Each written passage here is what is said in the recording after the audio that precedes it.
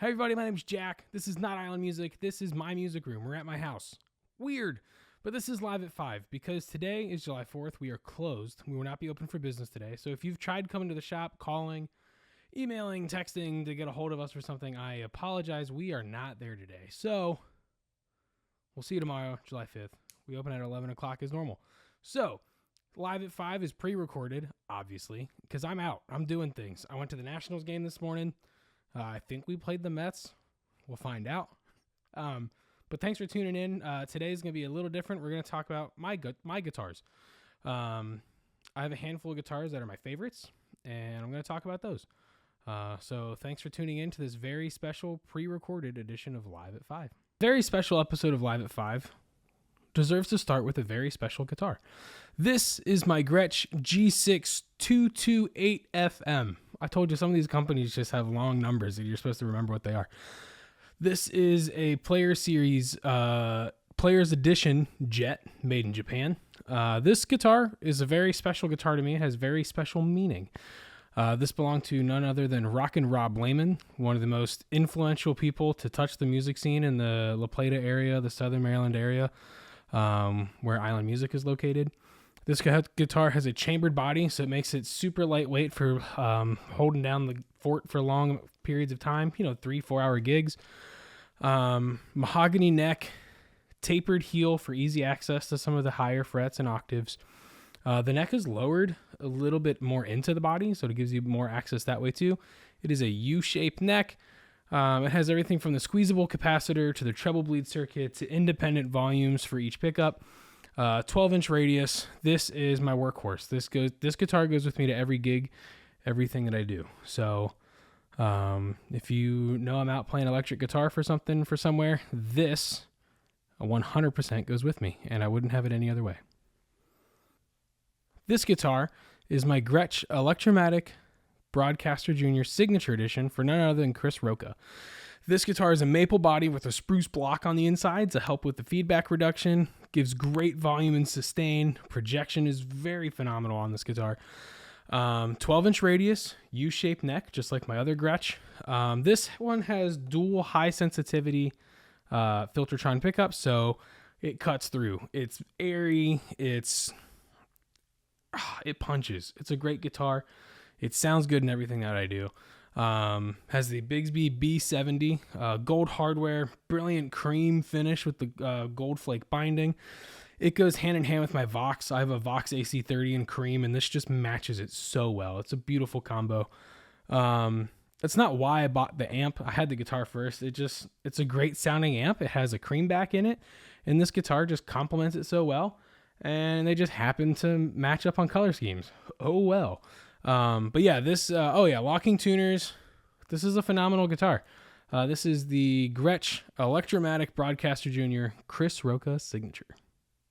They're all special. What can I say? This is a very unique piece. This one is one that you wouldn't be able to find anywhere. It's not for sale. You can't find it.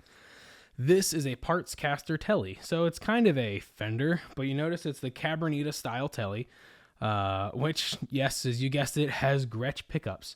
I can't seem to get away from the Gretsch sound. It is probably my favorite thing to come out of electric guitars. This has the Filtertrons in it. This has a J Mascis Signature Edition telly neck, so nice road worn style kind of neck. I believe the body is ash. The wood grain is kind of hard to match. I've tried. I think it's in a version of ash, but the whitewash makes it hard to tell if it's ash or mahogany.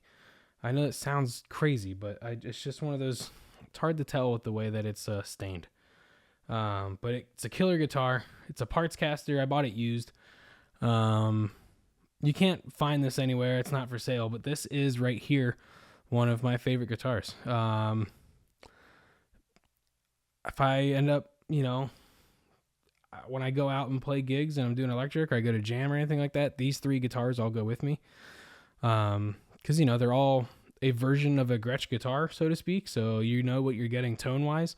This is the, aggressive tone one. So if I'm playing a real rockin' song, I switch over to this.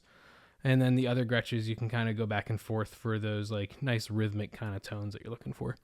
But yeah, this is one of my pride and joys, little parts caster kind of thing. And I just, I saw it in a shop, hang it up used, and I fell in love. That's what's cool about local music stores. You can go in and find things like this that you're not going to be able to find online very well. And you can put your hands on it and see that you really like it and you really enjoy playing it. So yeah, this is my Partscaster Tele. Time for acoustic guitars. This is a very special one to me. They're all special. I need to stop saying that. This is the Martin SWD GT. This came out some years ago, usually I think right about the time I started in the music industry, right about like 2015, I believe. And I fell in love with these guitars back then, but I was just really grasping like what a good guitar was. And I was, I was younger, couldn't afford it. Yeah, at the time it was just too much. But I remember it being an awesome guitar. I remember it being sourced from Pennsylvania because it's made out of cherry. That's in Pennsylvania. I'm from Pennsylvania. So I was like, oh, I should have this Pennsylvania guitar. That's so cool. However, didn't work out that way back then.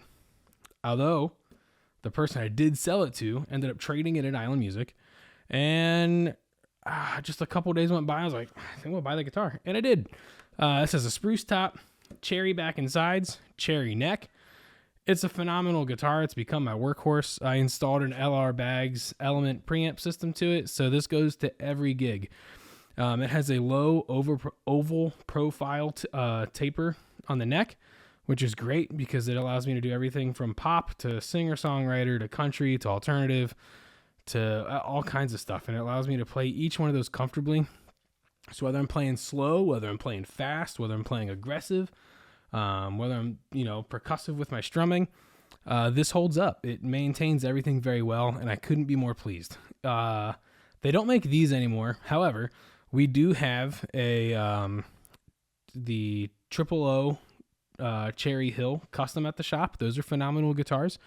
And it's very similar to a D18. It just uses cherry instead of mahogany. So where the resonance and the tone will be slightly off, it's still a very warm, well-balanced guitar, much like a D18. You can get the D18 in all kinds of variances, whether you go through authentic, custom shop, standard series, modern deluxe. There's all kinds of options for guitars out there. So this is not available anymore, the SWD GT, but you can get a D18 and it's very similar. I'd be happy to help you pick one out.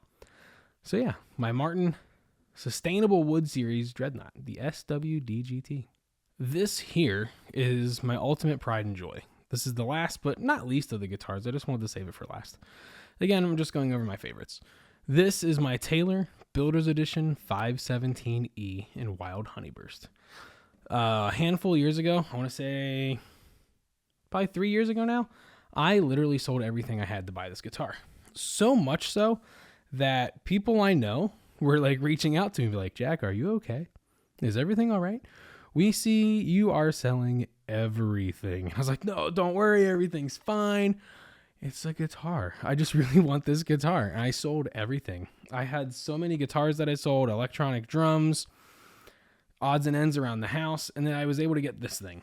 This is a phenomenal guitar. It is a, like I said, the 517. So that 17 from Taylor means Grand Pacific. It's a slope shoulder dreadnought. This uses a spruce top, mahogany, a tropical mahogany back and sides, tropical mahogany neck. It's a torrefied spruce top. So with that, you're going to get clarity, balance, projection.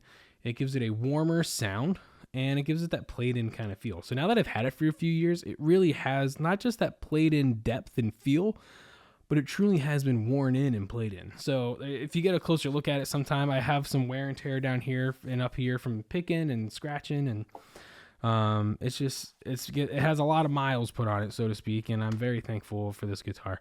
It uses an ebony fretboard, chamfered edges, which is nice because I can sit here on the couch in my studio, pluck along for hours, record, jam, and that's going to feel nice and comfortable. It's not, the armrest that some Taylors have, but the chamfered edge is nice because you can sit right there in the pocket of your elbow, and it's not going to dig in with the corners of the binding.